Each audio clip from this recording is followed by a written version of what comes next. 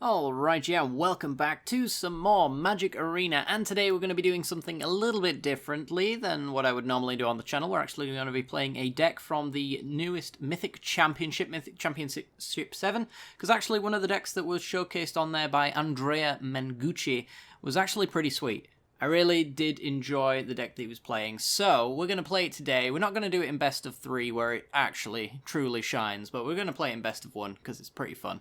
So today we're going to be playing a Simic ramp list. So the reason why I love this deck so much is mostly because of the cards that you don't really see that often, and they are favourites of mine for sure. So the big one right now is Finale of Devastation, 2 green and X for sorcery speed. You get to search your library and graveyard for a creature card with converted mana cost X or less and put it onto the battlefield. If X is 10 or more, all of your creatures get +X and haste until the end of the turn. So what you want to do is you want to combo that with Endre's Forerunners. I've done this a lot in like Elf Ball strategies, but this one's going to be in like a Simic ramp sense as well. So you end up going X10 for Endre's Forerunners, which gives the Forerunners +10/+10 as well. So this comes in on its own as a 17/17 Vigilant Trampling Haste creature. And then it also gives other creatures you control +2/+2 and Vigilance and Trample until the end of the turn. The Trample being the really important part there, because it doesn't really matter how big your creatures are. If they don't have Trample, then they can be blocked by 1/1s and sad times will ensue. So that's one of the reasons why I do enjoy this deck. The other one is Quasi-Duplicate over here. 1 and 2 blue for a sorcery speed card. Create a token that's a copy of target creature you control. And then it also has Jumpstart, which means you can discard a card to cast it once more from your graveyard and then exile it once it's done. So, you know, you get to create extra copies of wonderful things. We can make extra copies of Forerunners, or we can do Agent of Treachery, which is a 1-of here. Yeah, I've been looking at this deck and I really do enjoy it. It's very linear. It's not really going to pay attention to what your opponent's doing. So if you're into like the interactive side of Magic, this is going to be less for you. But if you are into the do big things or go home style, then Simic Ramp is right up there. So as far as our ramp package concerned, we have 2 copies of our Boreal Grazer. When it enters the battlefield, you put a land card from your hand onto the battlefield tapped. I imagine this is not a 4-of, because we don't really want to have it later in the game, as well as it not being that great if you don't have a lot of lands in hand. We are running, however, 28 lands in this deck, so the chances of that are pretty low, but I can see why it's a 2-of, just to cut down on variance being an issue, essentially. We've got 4 copies of Leafkin Druid, which adds 1 green mana, 0/3 for 2 mana. It is also an elemental, which is pretty important, because we also have a Risen Reef, which hasn't actually... I don't think this has appeared for quite some time, but it's now cropped back up again. I don't know if it's particularly well positioned, though, because of Mayhem Devil being in the John's Sacrifice lists, which are very, very popular at the moment. It just basically gets picked off in one go, but I like Risen Reef. It's great when it gets quasi-duplicated. It's great when it has its friends along with it as well. So, you know, we have a big elemental package here. We got the Leafkin Druids, the Risen Reefs, and the Cavalier of Thorns as our big bad boy creature to ramp into, essentially. But yeah, Risen Reef is card draw. It's also ramp on the odd occasion as well. Mostly it will be ramp due to the land count in our deck. So we want to be ramping up to our big things, as you know, you might expect. Big things including Cavalier of Thorns, which is a 5 mana 5/6 with reach, which effectively always gets you a land off the top 5 cards of your library and then mills the rest. If it would die, then you get to put a card from your graveyard on top of your library, which means you get to pick pretty much whatever you want out of your deck at that point. They kill a 5/6, which they have to deal with, and then you get the pick of whatever's died previously or been milled over with Cavalier. It's a pretty sick card. The only way you can really stop this one is by exiling it, and that just does not happen very often. So pretty much you will always get that bottom effects value if you would like it. Nissa, of course, everybody knows at this point, is the main source of ramp for the deck. 5 mana for a 5 loyalty Planeswalker. The passive is the main reason to run this card, which means Sorcerer's Spyglass is pretty useless against Nissa. It says whenever you tap a forest for a mana, add an additional green. So all of our green lands, our forests, our breeding pools are all going to add an additional green. So we basically double our mana a lot of the time. which is pretty cool. We can also tick up for 1 to turn one of those lands into a 3/3, so it's one way of winning the game. It's a ramp source and a win con at the same time. The -8 gives lands you control indestructible, and then you get to pull all the forests out of your deck, which not only improves your draws, but also gives you some indestructible creatures that ain't going nowhere. But yeah, that's effectively the deck. We also have Hydroid Krasis, which is a great follow-up after Nissa. If we don't win with the Nissa, we're going to win with the Hydroid Krasis, because often you can get this thing X10 and whatnot, and it draws you half X as well, and gains you half X of life as well. So you want to do this with even numbers, just so you can get that nice little number as well. But a Flying Trampler, which gets a cast trigger, even if this gets countered, you're going to be drawing cards. It's going to be pretty sick. The mana base is pretty simple. There's not too much special here. We got 4 Temple of Mysteries. We can use that to set up Risen Reefs and things like that, as well as making sure that the next draw we're going to get is pretty sweet. As is Castle Vantress, does pretty similar things. We can pay 4 mana to scry 2.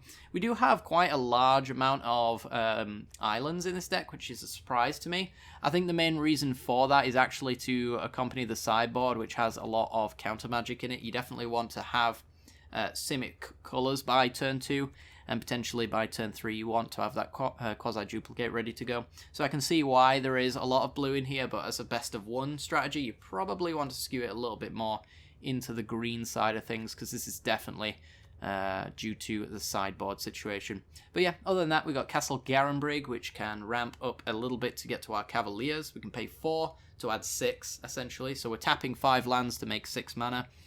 We're not really ramping too much with this card, but it's there as an option if we want, but it can only be used to cast creature spells or activate abilities of creatures, so we're not going to be using it to ramp into like Nissas and Growth Spirals or anything like that. The mana is purely here for creature value. I imagine it's here to just rush out an Edra's Forerunners if it gets stuck in your hand or something like that. But yeah, as I mentioned, we're going to be playing this in the best of 1s, but if you did want to play it in the best of 3s, then the deck list down in the description below will include the sideboard as well. Luckily for us, with this particular Mythic Championship, I think Standard is pretty balanced right now, so we're not really seeing a situation where tournament decks are running Ether Gusts in the main deck or anything like that. So, you know, there's no sideboard tech in the main, and even if it is, I suppose it's pretty good in the ranked queues anyway. But yeah, as far as the sideboard concerned, I'm not going to go through too much or too in-depth anyway, because we're doing best of 1. But Ether Gust, basically against the mirror, also allows you to slow down red decks, which is pretty important, because I think this deck really struggles against aggro strategies, to be perfectly honest. So being able to slow down red is definitely pretty cool. We've also got Negates and Mystical Disputes, which are really good against the tempo lists. We do have a tempo matchup to showcase for you today, so you'll see how important these counter spells end up being in that particular matchup. Return to Nature allows you to get rid of the Fires of Invention. You can also kill artifacts like Witch's Oven, and exile cards from a graveyard like the Cauldron Familiar if you really choose to use it that way as well. So there's a lot of versatility on this particular card, and being instant speed allows you to potentially set up a situation where you can get your opponent in response to something that they're doing. 2 copies of Lovestruck Beast. I think this is again for the aggro matchups, just because you get that 5/5 down really early. Mono red dealing with 5/5s on turn 3 is definitely not something that they want to deal with, so I imagine that's what this matchup is for. Even losing the 1/1 is not a problem for this particular card, because you're bringing this in to block, you're not bringing it in to attack as such, but even the 1/1 is pretty good against like Cavalcade and things like that to block all of their little horrible dudes. And then finally we got 3 copies of Shifting Ceratops for the interactive matchups, those that run counter magic and those that might choose to Brazen Borrow it. A 4 mana 5/4 which can pay green to give the choice of Reach, Trample or Haste until the end of the turn. Has protection from blue, so it can't be touched by 3 fairy, cannot be countered. There's a lot that's going on with this card. It's very pushed in terms of all of its texts. But there you go. Anyway, without further ado, I'm going to showcase some gameplay. If you do enjoy this kind of content, then let me know. If you want to see more of this with a slightly more jankified build to it, then let me know as well. But without further ado, let's get into some gameplay, and I hope you enjoy.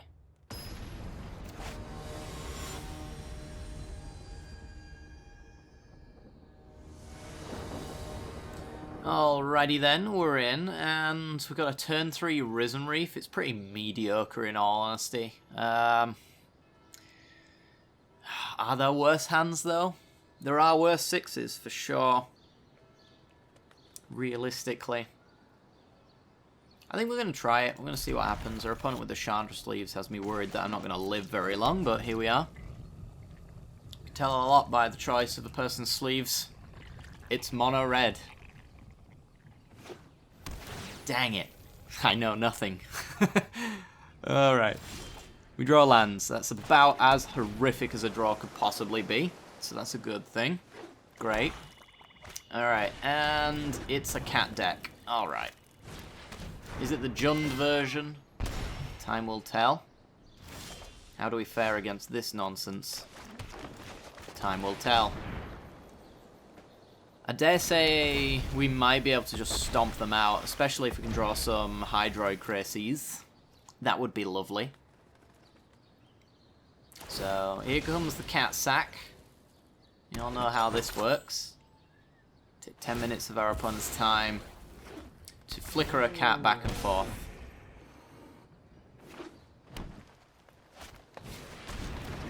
Alright, now Trail of Crumbs. Can allow them to find permanence, so basically it only gets worse from here. We're not going to block, because we want them double reef triggers. And I think I'm going with the Temple of Mystery here. Arboreal Graze is about the only thing I can get off the top that would make me regret the untapped land not being there. So I'm going to put another temple down. It's both a ramp source and it sets up the next reef trigger. So, do I actually want the land? I actually don't think I do, because I'm already at 5 for Cavalier of Thorns. So let's just get some card draw, especially with 3 cards in hand. Like Arboreal Graze is just a better draw. Alright. No, do not get in. Do not get in. Sack Familiar. Bring back untapped Familiar. And they've even got spare food, so they're happy to block there. So we're not going to attack in. We do get double triggers from the Risen Reef off the next Cavalier of Thorns, so we're really hoping that we'll find a Nissa at some point this year. But we do have Finale of Devastation, which can get a second Cavalier. And hopefully that leads into big second finale for Endray's Foreigners. That would be the meme dream. It's the reason I'm playing this deck, is for that opportunity right there. So it looks like we're a Golgari version. Wicked Wolf. Alright. Only one trigger off of our Cavalier then. Fair. I'm actually not sure of the specifics of the composition of our opponent's deck, but I'm pretty sure their entire engine is right in front of us, so shouldn't really expect too many crazy plays from our opponent that we haven't already seen. I'm just wondering if they're running like Liliana or something like that. That'd be awkward. Yeah, let's have an island in play. And then Cavalier gets me a temple and puts all the best cards in my deck into the trash. Love it when a plan comes together. Oh, good. There's another one. Alright, well, play an island. Play forest. Pass the turn. So we have, let's see, 1, 2, 3, 4, 5. We got a lot of mana next turn. That's all you really need to know. It's going to be big finale after Nissa into even bigger finale for Forerunners, most likely. So we'll get like another Cavalier of Thorns. I'm pretty sure we can do the math on that one. Murderous Rider. Okay. Well, I get to put any card I want on top, so I think I might just put Agent of Treachery on the top there. That's a pretty cool card. Let's just take their lands. Thanks, opponent. Could take their Witch's Oven as well. Stop their combo from going off, but honestly, I think just taking their lands is perfectly fine. And now it doesn't matter. So yeah, Agent of Treachery.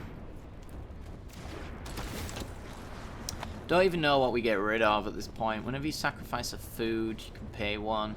We don't have food in our deck. I'm just going to take their forest, I think. Yoink. for a big Nissa into a big finale seems good. And we'll pass. That's why we're ramping. Quasi-duplicate would be a cool card to hit.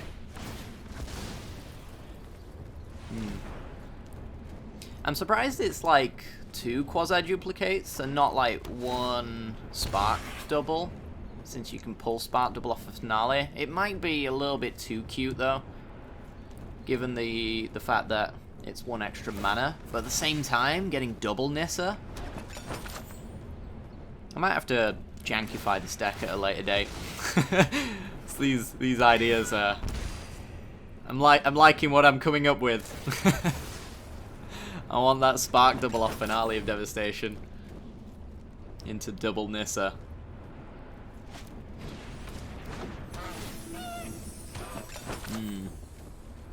Alright. Getting in with the Wicked Wolf. I think this is maybe where I actually go with a chump block. Do I go with a chump block? I don't know. We're going with 3, 4, 5, 2, 4, 6, 8, 10, 12. I actually want all the creatures around, because I'm going to be able to do a huge finale of Devastation for Endray's Foreigners and win the game. Unless they've got another Murderous Rider, I suppose, but they're tapping themselves out of that right now. Questing Beast.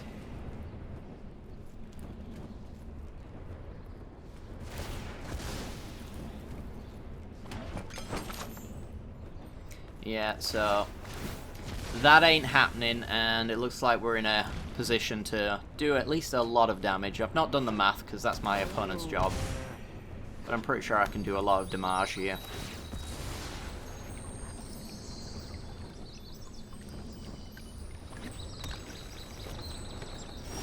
Alright, so Forest. Let's tap down all the non-forests.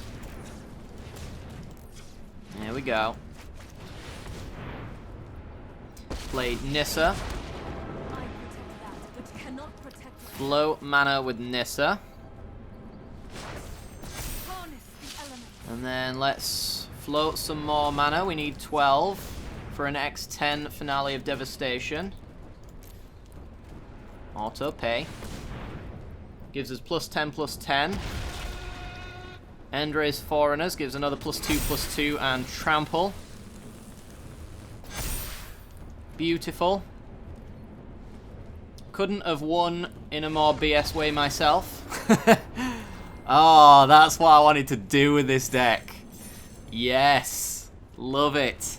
Alright, let's go for another game.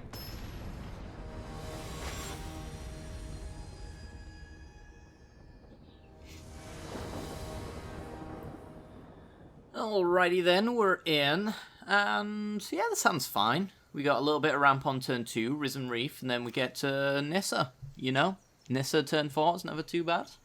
Turn 3 would be nice, but, you know, beggars can't be choosers and all that.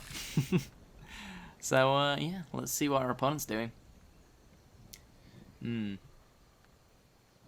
Yeah, I don't often play net decks, but some of them sometimes catch my eye a little bit, and if you run Finale of Devastation in your tier 1 list, then I'm definitely gonna be interested. As well as Endray's Foreigners, of course. Alright, Castle Garenbrig is fine. I guess we'll just go with the Leafkin Druid. Might be up against, like, Simic. Yeah, Simic Flash. Not sure how we fare against this one. I'd imagine Simic Flash is the better deck, right? Because nothing resolves, and that's fun for everyone. Oh, well, we'll see. We're not really going to be able to stop any counter magic whatsoever here, so, you know, let's not play around it. Let's go Risen Reef. I'm hoping that maybe we just get to resolve one thing and it'll be fine. I think if we resolve one thing, we win, right? It's like get a Nissa down. We can also do Hydroid Krasis, is a pretty good card to play against a deck that's running all counter magic. Opponent passes, which means they've got counter magic, so let's just get rid of one of our spare Nissas, I guess. It gets countered. Opting first could be a sign that they don't have counter magic. Or it could just be part of the plan. Together, we will prevail. Looks like part of the plan. Alright, so let's just go with... We've already got one blue. I do need 2 blue for quasi-duplicate, so there's a reason why I wouldn't make my island the creature to block here. I think I'm actually just going to go for the forest. We're getting brazen borrowed. Looks like it. Alright, well, we still get him for 3 for whatever it's worth, which is not too much, unfortunately, since it'll probably be the last time. Alright, there's a Brineborn Cutthroat coming through, and we've kind of got to let it go. We're just going to die to a Cutthroat and counter magic is the sad reality of this situation. Let's just go with Castle Garambrig. Guess we're just replaying Nissa. That's all we really can do. We can play Cavalier, of course, but is that really going to do much for us? I guess they didn't have counter magic last time, so this 5/6 should hopefully be able to do some damage. Certainly chump blocks a Cutthroat. Come on, resolve. Just want to play my cards. Playing cards is fun. But not today, it isn't. Alright. I'm starting to think this is actually just mono blue, which is strange, to say the least. Since I think it's probably objectively worse than the Simic variant right now. Alright, well, I think we're just kind of chump blocking, though. Sad, but true.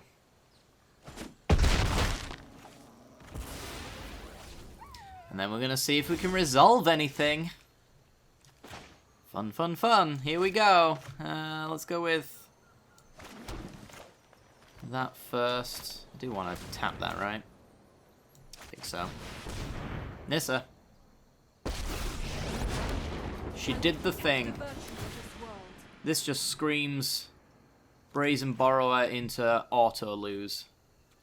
So, you know, I'm just going to play it out like I don't have a soul anymore because it's died.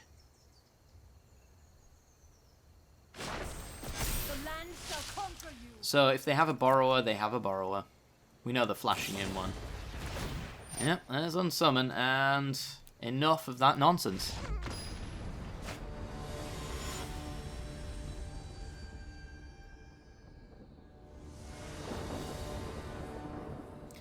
Alright, we're in, and we have absolutely no ramp in our deck, in our hand. So, yeah, there is 6, 10, about 14 different kinds of ways we could ramp with our deck on either turns 2 and 3, and we have 0 of them, so it's pretty good. And, well, ask and ye shall receive. There's all our ramp right there. Alright, so I'm going to go with a Leafkin Druid to the bottom, I think. Because we're going to go Forest, Grazer, Temple, and then we've got the Leafkin Druid to come down. Or we could actually go with a Risen Reef into Leafkin Druid, which would be pretty nice, should we draw a land off the top. Which is always appreciated in a ramp deck that has a 2-land hand. What is our opponent playing? Today is not the day to find out, apparently. Ooh, our opponent's turned up. Alright, Temple of Silencio. And we drew Leafkin Druid, that's fine. That does mean that we can Leafkin Druids, should we not draw a land, and be just perfectly fine. It's a good card, but we can't cast it. So we're going to put it to the trash. I do want to make my land drops, obviously. Seems pretty important. I do have 28 lands in this deck, so, you know. Should speak for itself as to why I expect greatness from this deck. There we go. Risen Reef successfully hits, and we're in ranked. So sending a message is very important. Getting with that Grazer. Scoured Barrens. And, alright, so we're probably a Pridemate deck of sorts, if I had to guess. So let's get the Leafkin Druid down, trigger. Nice. Every time we hit a land there, a fairy is born. Beautiful. Alright, getting in for one. This is the absolute nuts from us, I would say. Gaea's Wrath, totally fine. So we have Nissa who shakes the world, and of course I duplicate. This is beautiful. This is a thing of beauty. I don't think this changed anything. But here we are. Yeah, let's go with a Temple of Mystery. I could actually quasi-duplicate my land. Don't know if that's necessarily a good thing to do.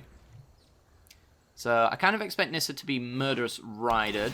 Oh, it's Esper all this time. And Oath of Kaya on Temple of Mystery. Okay. Totally fair. We get a Castle Vantress. So let's play our Castle Vantress. Let's go with Cavalier of Thorns. I mean, actually double Cavalier as well, which is pretty good. Ooh, yeah, let's do Temple. Let's get that tap land out of the way.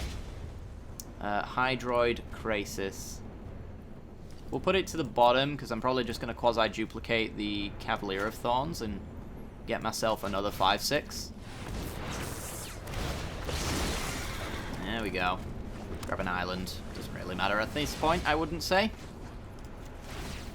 And this kind of matters. I'm going to go with the Castle Garenbrig, because the ramp at this point is unnecessary off of it, so I'm just going to get that non-forest out of there. And save my blue sources. Golden Egg. What a weird deck from our opponent. Let's see if they finally trigger Dawn of Hope. An enchantment that I absolutely love with a passion, but happily admit that it is terrible right now. Alright, so yeah, let's get in for lots and lots of damage. I did miss my tick-up trigger on this, so this is true. But it wouldn't have killed our opponent. Just sending a message like this did, though. Alright, yeah, we missed a tick-up. It's fine. All I'd have really done is spend the mana on, like, Castle Vantress or something like that. I guess I actually did have lethal, because tick up Nissa for 3 damage, play the other Nissa for another 3 damage. They've only got, like, Dismember mana left over, so, yeah. Alright, I punted, they scooped, it didn't matter. Moving on.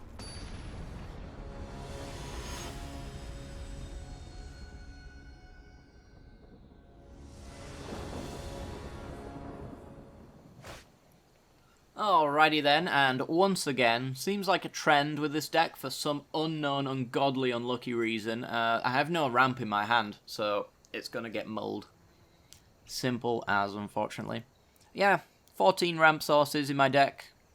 Can't seem to find them. It's very odd. Not gonna lie. I don't know what's the non-ramp count. It's probably a little bit higher in fairness, isn't it? We got, let's see, are we counting Nissa as ramp? I mean, we technically are, but I'm talking, like, ramp before turn 3, you know. Let's mull. There it is. Alright, happy with that. Let's go with... I guess I do want Nissa more than Cavalier. Although Cavalier can get Nissa if it dies. I don't know, it's a weird one. I think I'm going with the Nissa, though. Try but true. Take the broken card. Alright, opponent. Are you there? The lights are on, but nobody's home. Overgrown Tomb, okay. So we're going to go Breeding Poo tapped. Next turn... Well, we have the spare lands in hand, so we might go Growth Spiral just so we have more options as well for the turn after. Rather than the Leafkin Druid, which could just die and set us back a little bit. Drew the worst card in our deck. Unfortunately. Yeah, I'm just going to Growth Spiral. Do it on our opponent's turn. Pretend that we've got Counter Magic. We might be Simic Flash as far as they're concerned, so they might be playing around Counter Magic.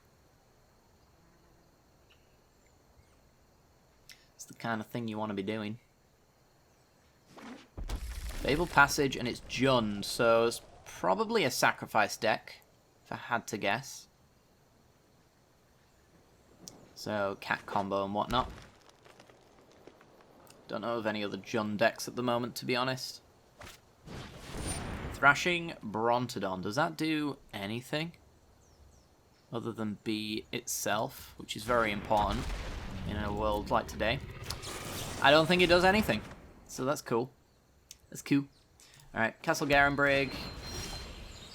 Castle Vantress. We're just going to get down Leafkin Druids. And yeah, we've not really got that Nissa down anytime before she was due anyway. But, you know, is what it is.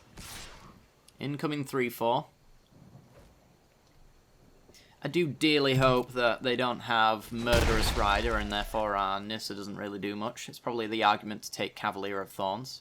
If I'm going to cast one of them on time and it's going to be removed, definitely wants to be Cavalier. Oh, speak of the old Devil. So it is the sacrifice deck. They've got Mayhem Devil in here, so when they sack their cat, they get to point damage everywhere. Thrashing Brontodon's just kind of a meta call to get rid of opposing cat decks, because it's kind of like the best deck at the moment, I would say. Alright, let's just go Cavalier. I'm hoping to use my Nissa in such a way where I actually get to cast something after her. Float all my mana and whatnot. Play Forest, that's the turn.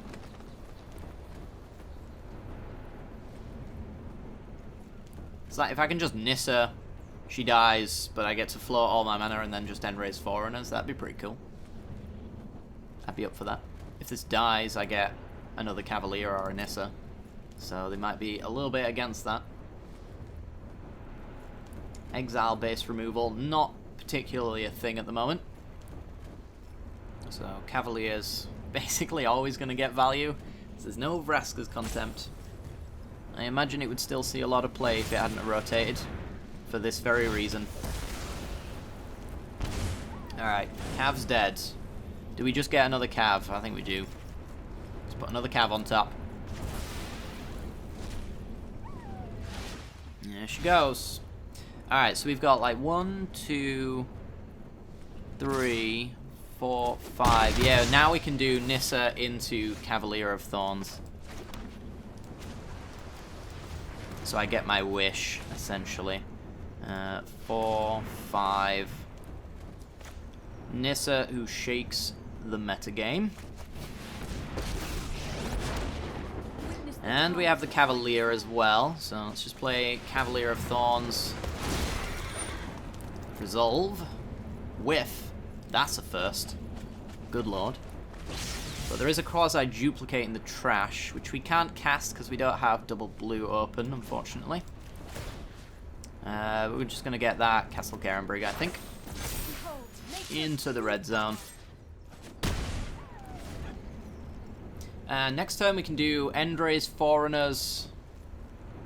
And do we have the mana to quasi-duplicate if Nissa lives as well? We got 2, 4, 6, 7, 8, 9, 10, 11. We do. Cool. That's gonna be fun. Alright. Oh, but I want to make that land drop. The land drops, though. Alright, so Endray's Foreigners. Oh, we ramping. I should have floated and put a creature out. My bad. I'm not a pro for good reason. Alright, there's a forest. The land shall conquer you. Quasi-duplicate the Endray's Foreigners. Make a big boy. Make all the big boys bigger. And swing. Think we got him, ladies and gents. Think we got him. What you gonna do? What you gonna do when the Foreigner comes for you? So I guess it's not all bad when you draw a Foreigner. But it's nicer to have it with Finale of Devastation, for sure. That was a pretty good turn. It's a pretty good turn. I like it. These games are really quick. Good lord.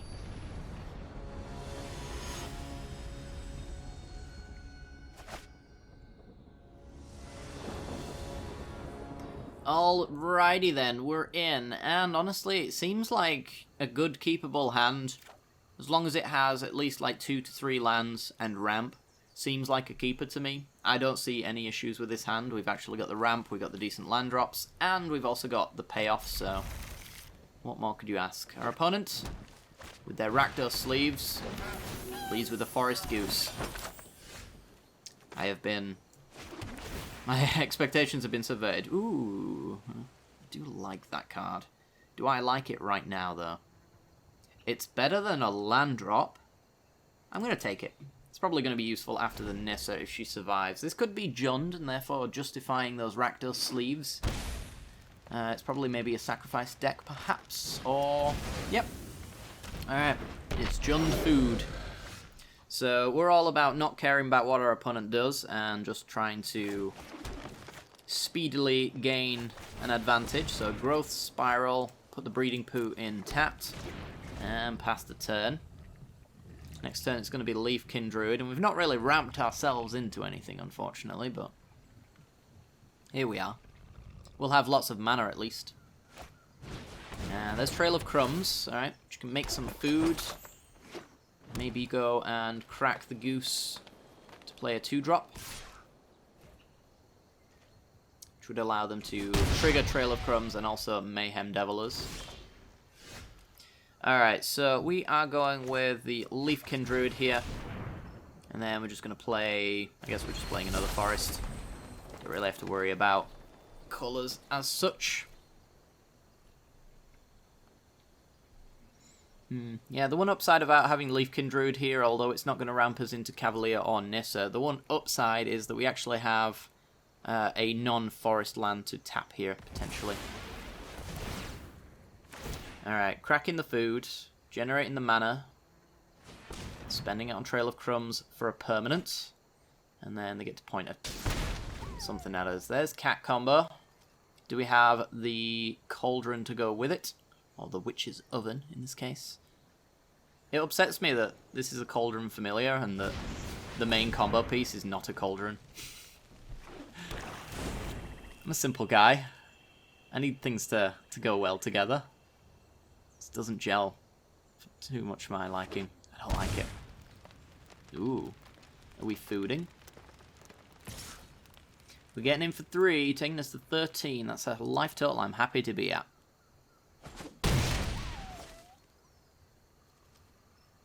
And yeah, it looks like we're just making some food. Okay. So we drew another Nissa. We have 1, 2, 3, 4, 5. So we got 4 mana after the Cavalier, which makes after the Nissa, which makes me kind of want to go Cavalier first. Yeah, I think I will. It's a body on board. It's hopefully going to put some nice stuff in the bin. Not really, but here we are. Temple of Mystery. Definitely do not want another land. I want pure action from this point forward. And we'll pass. So in the bin, really, as far as Cavalier is concerned, we've only got Risen Reef, and I don't even know if I'd want to put that on top. If they do have the Murderous Rider here for it. We do have, let's see, 1, 2, 3, 4, 5. We got 6 mana to work with next turn. Yeah, so they do have the Murderous Rider, so allows them to do a lot of pinging. Permanent hunting for the Witch's Oven, which they have not found yet, fortunately for us. And yeah, the question becomes, do I actually want to put the Risen Reef on top? I'm not against doing that. I suppose I could also do Growth Spiral as well. And it's just a nice little redraw. We're doing like an X4 finale, right? 1, 2, 3, 4, 5, 2, 4, 6. Actually, we do have an island as well. I'm just going to be finaleing. Let's get Growth Spiral. Sure, why not? Shove it on top.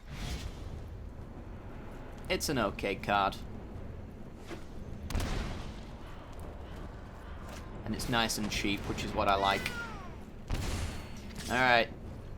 We are going to take another 3. Hopefully that's going to be the last amount of damage we're ever going to take. So, let's tap all of our non-foresty goodness lands. There we go.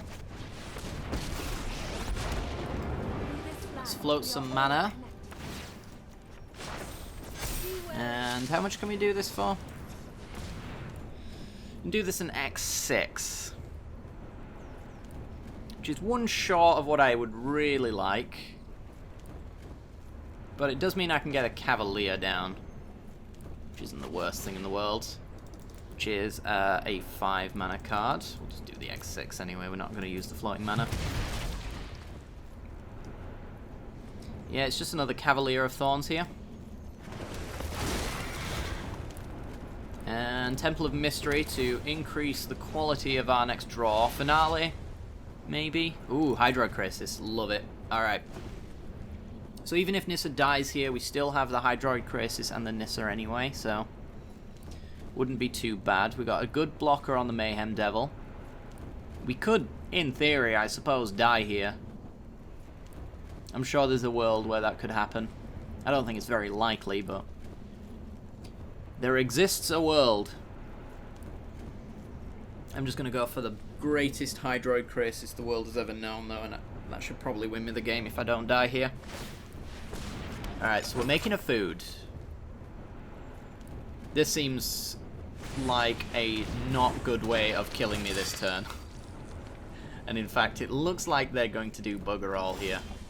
Yeah, and that probably means that they're dead. So let's float a forest, untap the forest, which actually turns Leafkin Druid into a big boy as well.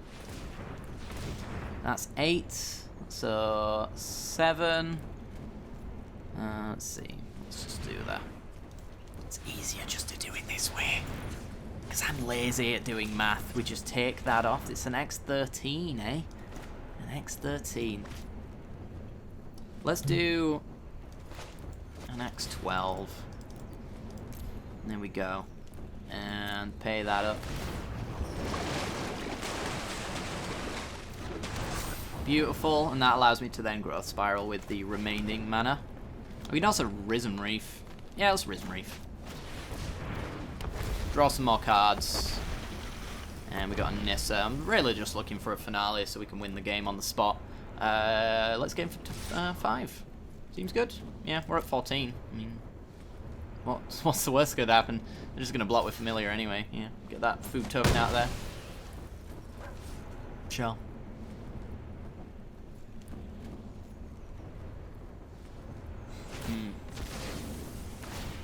So yeah, really unfortunate we didn't get the finale of Devastation, but here we are. Killing my Risen Reef. Oh no. Oh no! We do also have Hydroid Krasis once again. We got 29 cards as well to push through.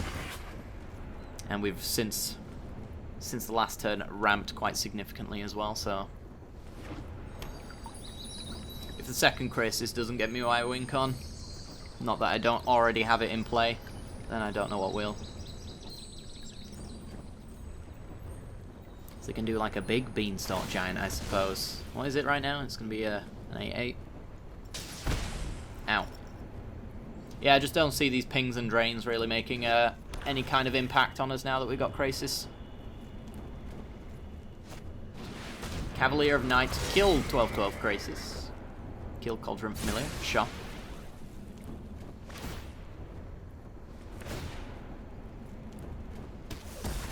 Alright, pings to the face.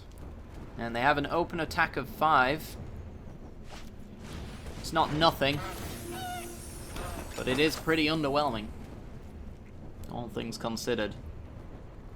I guess they could send it at Nissa, and I stay on my life total. I think that would be... Well, knowing our hand, it's definitely a mistake. You should just go for my face. Especially since you actually, like, can't kill Nissa here. You can crack the food to put her to 1. And you're going to need to do something else after that. Actually, no, they can pay the food on the goose to make a food. That's 1. And then the food off of that gets Cauldron Familiar and kills Nissa. So it is doable. Opponent hasn't seen that line, though. Just going to go with the Trail of Crumbs instead. Sure. Yeah, I think they assumed Nissa was going to die with that oops. Which is... It is what it is, I suppose. Down to 10. Okay, so... Huge Krasis again? I think... Oh, well, I don't really need Huge Krasis. Let's just Growth Spiral. I'll save Huge Krasis for when it matters. Let's get Vantress down. Let's untap the breeding poo. Harness the elements. Let's Cavalier.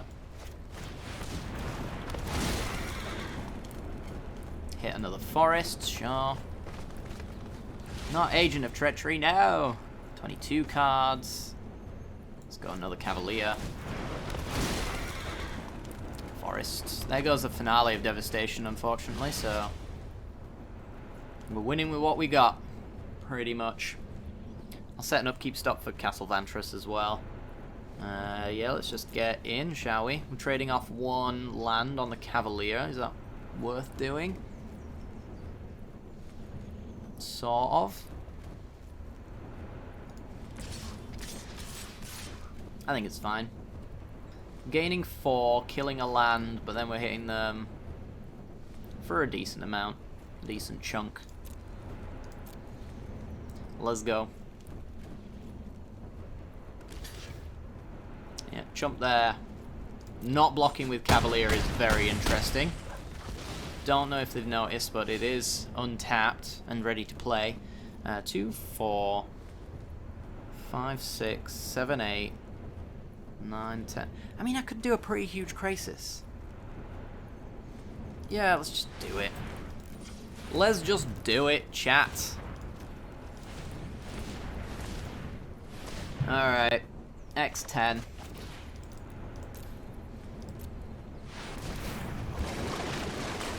There we go, all the quasi duplicates. Let's just put breeding pool into the trash. And quasi duplicate 4 times on Cavalier of Thorns seems pretty decent. Not gonna lie. Find it hard to see how I could lose now. I'm sure my opponent will show me. Might have a Murderous Rider for the Hydro Crisis. Totally fine if they do. Casualties of War. Okay. Well, our line of play still stays pretty much the same. I don't need the Scry here. Let's just draw. My hand is fine. It is perfect. Perfectly balanced as all things should be. Let's go 4, 5. Nissa, who shakes the world. Float a forest, untap a forest. The land fights for us. I have made a grave error. I have tapped all my blue. I'm so good at Magic the Gathering. Play this, Nissa. Keep new Nissa. Untap some blue. There we go. Rise, my elemental friend. Quasi-duplicate this Cavalier of Thorns. I am afraid of milling myself to a certain extent. Let's go Temple of Mystery. Got 6 cards left. Another Nissa. Sure, why not? Why the heck not? Leafkin. And we'll leave it at that. Swing with everything but Leafkin. I think we've ramped. I think that's exactly what we've done here. Ramp has happened. Even suboptimal plays by myself seems to be leading straight into a victory, so that's 13 damage minus the life gain. Seems pretty good, so we're just chomping all over the place. Yeah, I'm gonna get them goose in there. So they got to 0, they gain 6. And they're dead next turn. I'm just gonna keep the Leafkin Druid in for, like, discarding to quasi-duplicate. We'll do it on, like, lands or something. Yeah. Alright. Casualties of War would have been probably the only annoyance there, and if they killed my Cavalier, then I'd just go Finale of Devastation off the top. And just make a huge board of Murderous Riders. In their own way. Alright. Cool. Cool.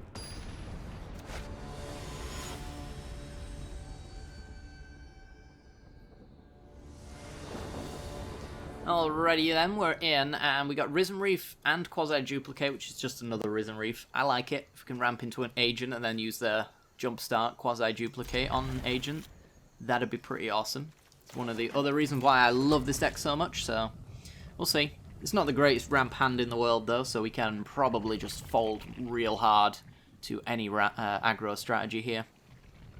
Which I think this deck really has a problem with.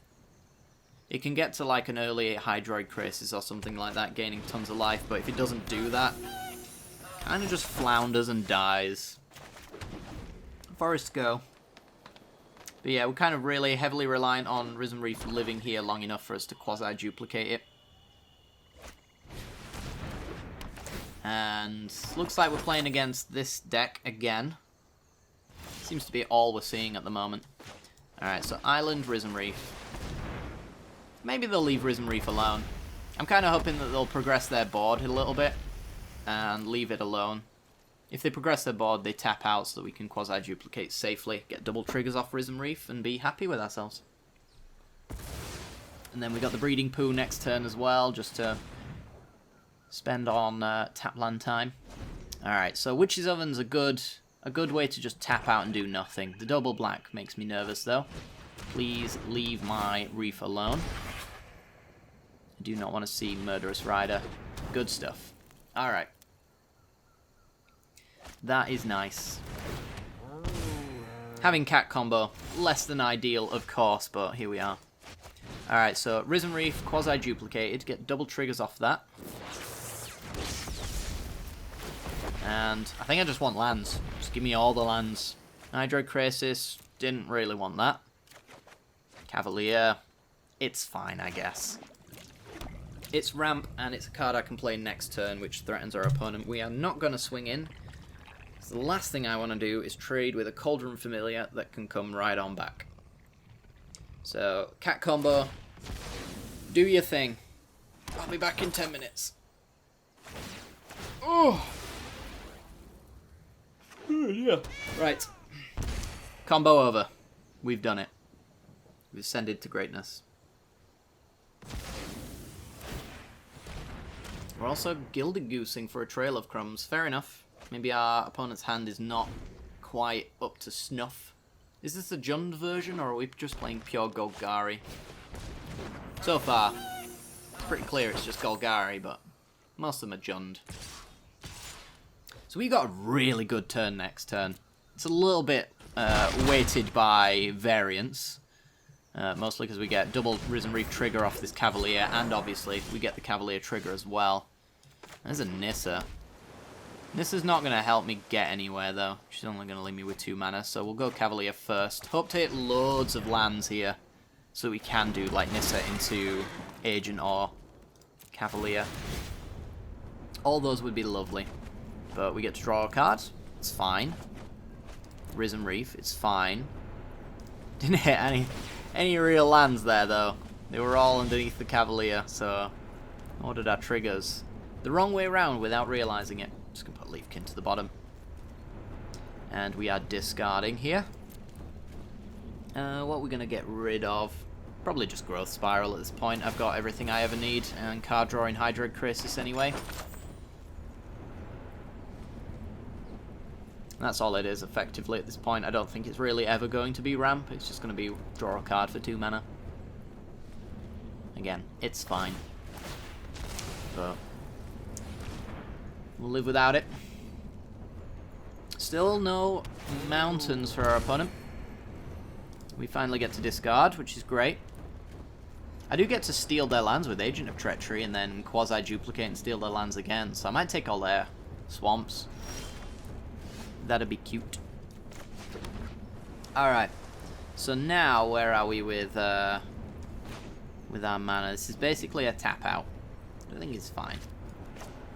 This leaves me with a reasonable amount of mana, admittedly. It might actually be Nissa here instead of Agent. I like the Agent quasi-duplicate turn. Get him out of nowhere. So let's play Nissa. Take up Nissa on Forest. And see where we go from there. Sweet. Cavalier. Alright, if our opponent can come back from this, I will eat my shoe. Alright, Island. And spare Nissa, always a treat.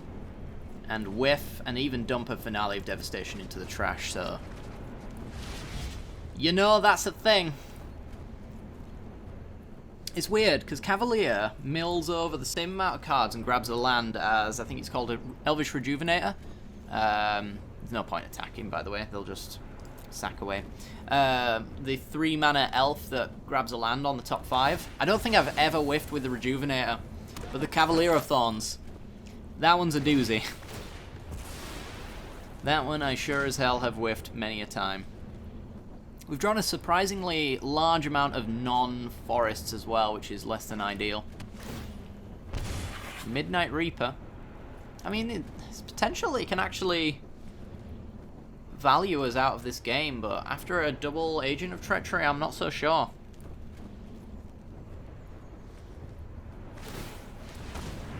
I could even take their Witch's Oven with my Agent of Treachery. The likelihood is that I'm just gonna grab that quasi-duplicate though, and just go to town on them. Wicked Wolf, alright. Not looking too impressive, it kills a land, which is less than ideal, sure. But I can live with that.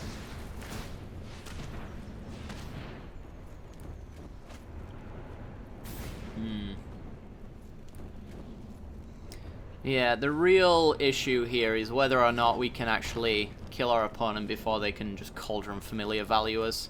And going wide with lots of Cavaliers is definitely one way that we can actually go about Hulk smashing our opponent out of this game.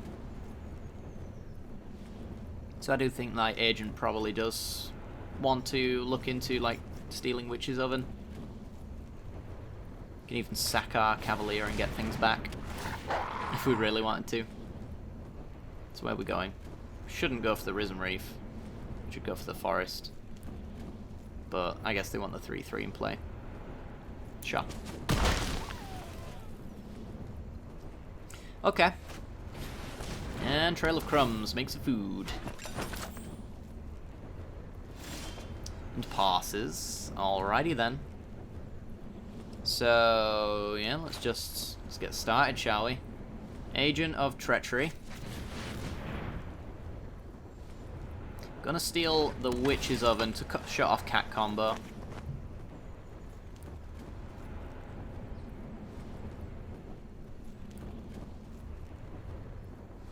So they can do some sacking.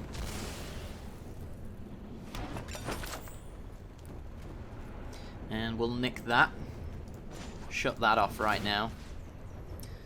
We have 4 mana. Let's just untap an island. And then we will quasi-duplicate the Agent of Treachery. And let's dump, I think, Risen Reef at this point. This time... what do we steal this time? They can't really sack anything. I could take Wicked Wolf just as a pressure point. Or I could steal a land, but I think at this point they've got enough mana to really do the job, so I'm just going to take the Wicked Wolf. And let's get in for some combat damage. You, and you. They can bring back a cat to block, and they can chump with a cat and then sack a food as well, if they really want to.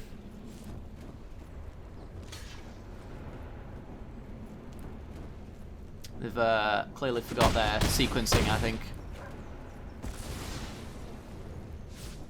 Or they're not interested in blocking, one or the other. We've got 30 cards. I'm going to go with the Leafkin Druid here to trigger the Risen Reef. See if we can actually hit a forest. Not today, says Magic the Gathering. Okay.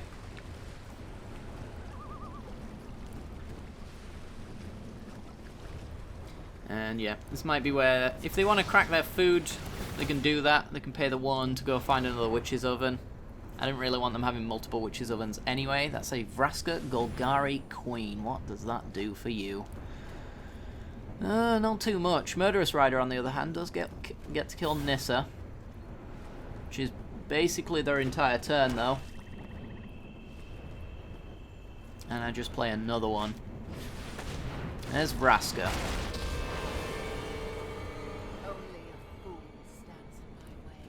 Only a fool stands in my way. Alright. Yeah, there goes Nissa. And they found the Witch's Oven. Okay. Combo back in play, but I'm swinging for a lot of damage. And that's even through... Oh, please kill Witch's Oven. Oh. Oh, you poor fool. I don't care. I only took it so you couldn't use it. Alright. That one. That one. This one. This one.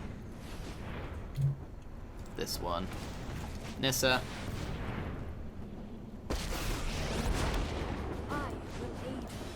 Untap this forest. And that leaves me with, let's see. Could do an X3. We're going to Hydroid Crisis post-combat anyway, so let's just do the attacks first. Don't care about Vraska at all. So let's just get this done. Even the Risen Reef at this point couldn't care less if they want to bring back a cat to block it. This seems like way too much damage for anything that they're about to do to matter.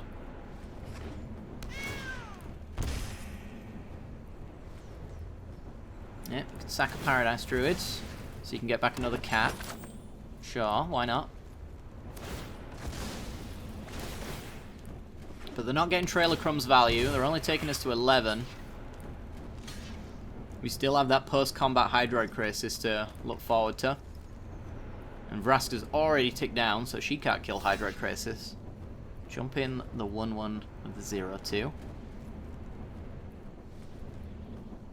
This is a lot of damage. Sure you want to take it all?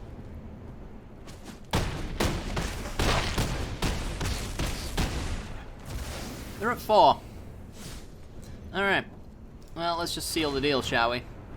So, 2, 4, 5, 6, 7, 8, 9, 10.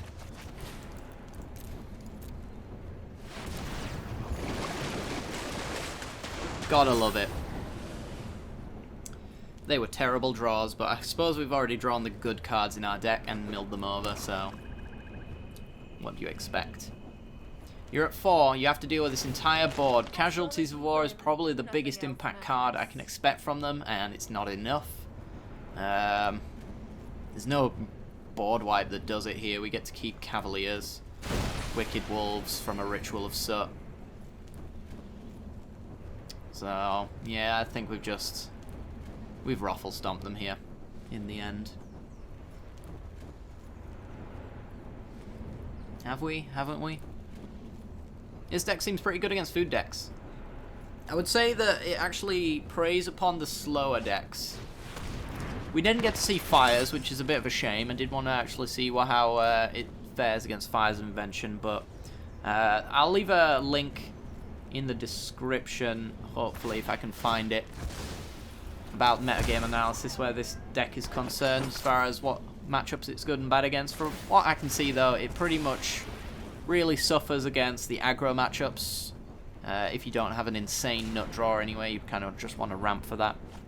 Imagine the sideboard has everything you need to actually beat that matchup, though. So, you know. Yeah, if it's slow, we can beat it. If not, maybe not.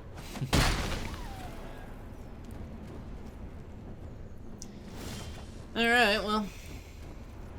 Yep, I was going to say, we'll just animate a land and get going. Opponent had other ideas, they just wanted to get their dailies done, which is fair enough. Alright, well, I've done my dailies. Even ranked up to where I need to be for the end of the season as well, so pretty good, pretty good. Yeah, hope you guys enjoyed today's video. It was a bit of a different one, not usually one to play net decks, but you know, this one is particularly fun. As I said, hopefully in one of the matchups that I included, I actually want to play around with this deck and jankify it a little bit. I want to go up another Finale and maybe go up another Agent of Treachery and really go on this plan that I really like from this deck, which is the Finale, Quasi-Duplicate, and Big Boy top end kind of strategy. I really want to play around with that, so, you know, just making the deck worse is basically what I want to do. Maybe we can come back and do a little bit of, I don't know, best of 3 with this list. If you guys enjoy it enough, I can certainly do that. Shifting Ceratops against the Simic Tempo matchup would definitely have been useful. Return to Natures for the Fire's Inventions. Ether Gusts would have been really good against the aggro matchups with red in them, as well as the green decks as well, in a kind of back and forth. And then we've even got Counter Magic as well, which is pretty sweet. So, hope you guys enjoyed this one. Let me know down in the comment section below if you want to see this kind of thing in the future. If I do see net decks and things like that I do enjoy, I tend to include them on the channel. But yeah, let me know what you think. Like and subscribe otherwise, and I will see you all next time. Bye bye.